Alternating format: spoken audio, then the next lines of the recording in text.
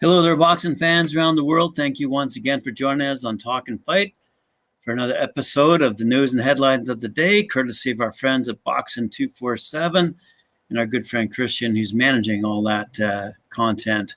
Right off the hop, I'd like to tell you about Jalen Walker, someone who we featured on Knuckle Up. He defeated Gregorio Soto Molinero in Tijuana, Mexico. So good news for Jalen Walker, one of the people, young men who we've been supporting. Let me quote you from the article.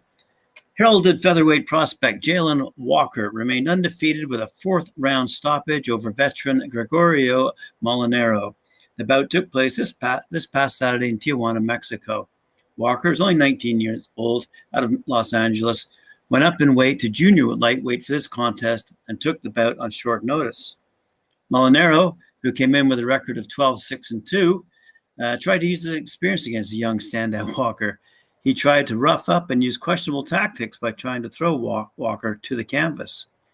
That did not work out, as in round two, Walker dropped Molinero with an overhand left. Later in the round, it was a left to the liver that sent Molinero down for the second time. Somehow, Molinero was able to beat the 10 count, but that would be proverbial beginning of the end. In round three, Molinero continued his veteran moves by spitting the mouthpiece out 3 times. At the beginning of round 4, Molinero was slow to get out of his corner, which forced the referee to administer an 8 count. Molinero must have known the end was near, as he ate a barrage of punches and then turned his back to the referee and bowed out of the fight. With the win, Walker is now 9-0-1 with 8 knockouts. And he's managed by Renee Simmons and Clement Kiwan with Waterfront Management. And it's good for him. Nothing great things to hear out of Tijuana. There we go. Y'all might be interested to hear that we've got a big fight scheduled tomorrow night in Headingley Rugby League Stadium in Leeds. As I've stated before, previously this week, we've got quite a few fighters going head-to-head. Just going down the various ranks, I see Mauricio Lara is against Josh Warrington. Connor Ben is up against Adrian Granados. Katie Taylor is up against Jennifer Hahn. And we also will see Giovanna Strafan go toe-to-toe against Maxie Hughes. Ibani Bridges against Maëlys Gangloff. Hopi Price going up against Zahid Hussein. And Jack Batson against Felix Garcia. So some good fighting going on over in England. We look forward to seeing it. Hopefully, we're in Canada, so hopefully it's aired here as well. In other news, we see that Dina Thorsland will make her first defense of her WBO bantamweight title against Ring Magazine's #1 ranked fighter Zulina Munoz. The fight will take place at the Sydbank Arena in Kolding, Denmark, on Saturday, the 13th of November, in a huge showdown between two of the best female fighters on the planet. Undefeated Thorsland, who's 16-0 with 6 knockouts, won the WBO bantamweight title in June with a unanimous decision victory over Yasef Noriega, becoming a 2-weight world champion in the process, having already won the WBO super bantamweight title in 2018 and making 3 successful defenses. Her win over Noriega saw Thorsland ranked as the #5 bantamweight fighter with Ring Magazine, and the Danish star will now look to test herself against the very best, taking on Ring Magazine's #1 ranked bantamweight Munoz. Munoz, by the way, is 53-3-2 with 30 knockouts, and has one of the best records in all of female boxing, and was the world champion at super flyweight for 5 years from 2012 to 2017, making an incredible 11 defenses of her title during that time.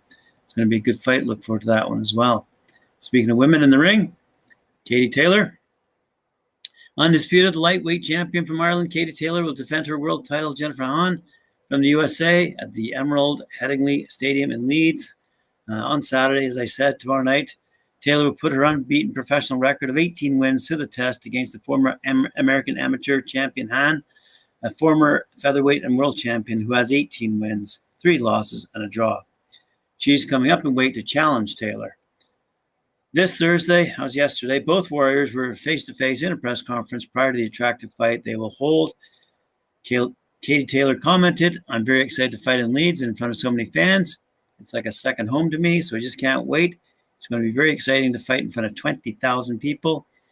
I'm going to do my best to hold on to each one of those belts for as long as I can. That's what I'm in the sport for. I'm looking forward to the toughest fight from Jennifer. She has a lot of amateur experience and she's very technical. I think it will be a tough fight and I'm totally prepared." Meanwhile, Jennifer Hahn commented, "This is huge. It's the biggest fight of my life and you cannot get bigger than Katie Taylor. I'm going to fight for all her belts. This is the greatest opportunity that God has blessed me with. I've worked all my life for this moment and I'm ready. I aim to become a world champion in 2 divisions. I'm absolutely sure I can defeat her. Believe me, my camp and I have studied her inside and out. We have a lot of strategies." Anyway, the card's promoted by Matchroom, as you may have heard, and is being broadcast on the DAZN network. Finally, we have a nice, decent headline here out of the USA. Big Belt Championship being held in Texas on September 17th in a few weeks' time. This morning, the official presentation was made via Zoom to officially announce the start of the national tournament called the Big Belt Championship. It will take place at the legendary Austin Coliseum on September 17th.